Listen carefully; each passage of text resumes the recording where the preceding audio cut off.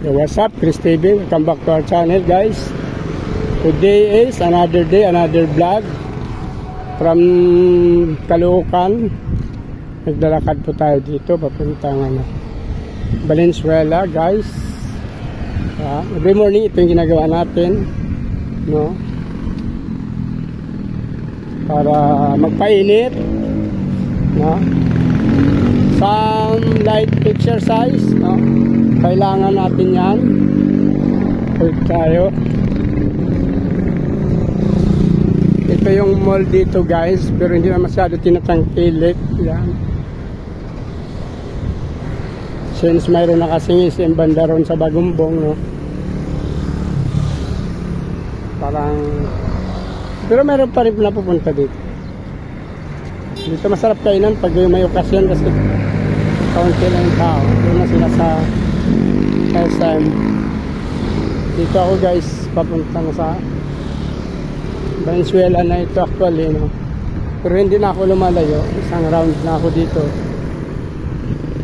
para lang tayo ano lang, sunlight, guys. Sobrang init kasi ngayon dito, guys. Tawid tayo, guys, para ikot na lang, hindi na tayo na-stop. Outfit check tayo, guys. Yan. Hala.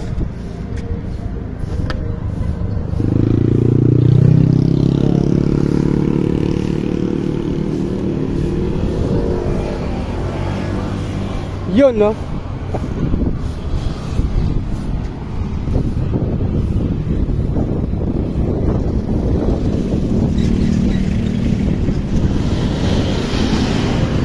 Yun, guys, pabalik na tayo.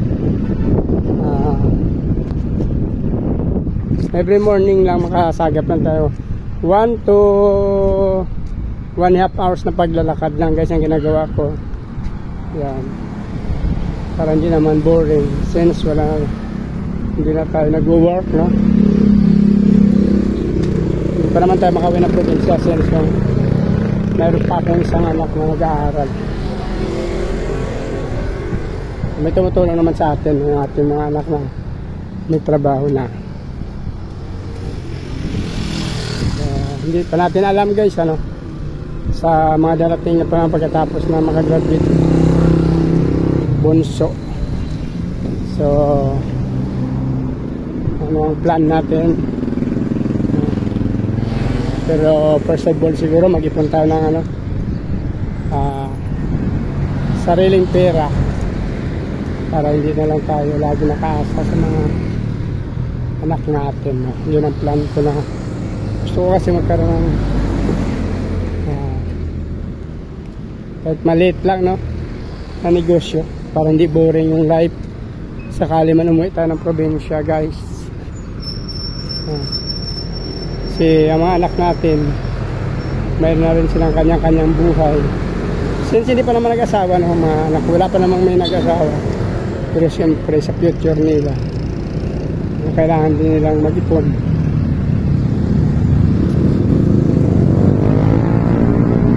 Kaya naman natin sila pinag-aaral para na mahiwalay man sila at magkaroon ng sariling pamilya, hindi tayo matatakot at kakabahan na magiging kawawa sila.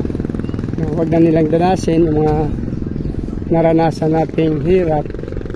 Kaya natin sila pinag-aaral, no? Pinagtapos, sinikap natin na makapagtapos sila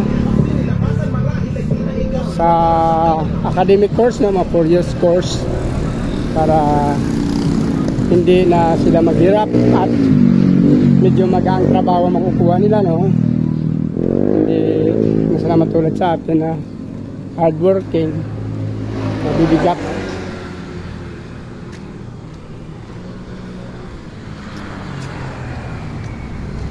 Dito tayo, guys, no? Pabalik na.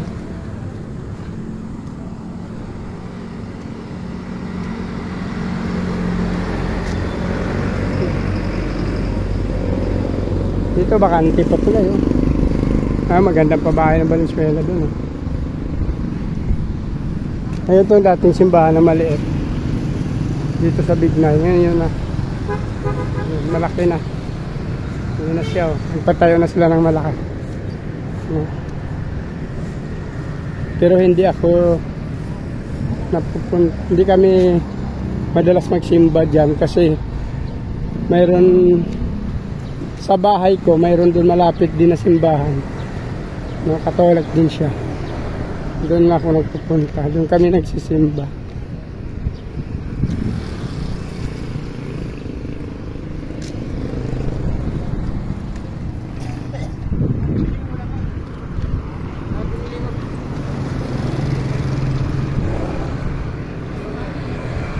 Okay guys, madadaan natin dito yung covered court guys.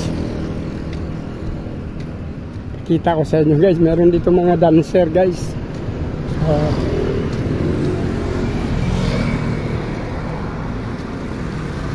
Masayaw sila dito every morning din. Schedule din nata sila. Meron silang DI dyan. Ayun guys, narinig na natin yung mga music.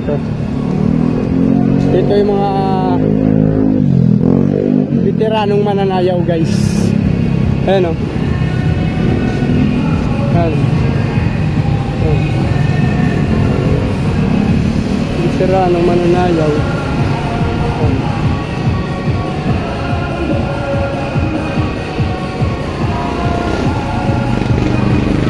Meron din silang instructor dyan.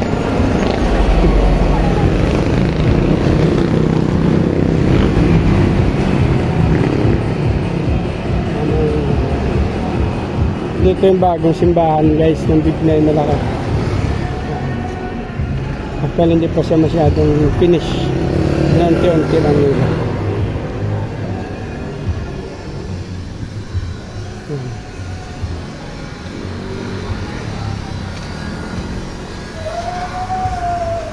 Ito maliit na space nito pero napaganda nila.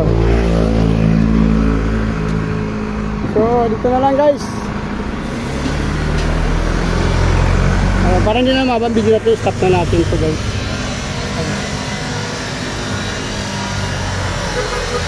Outfit check.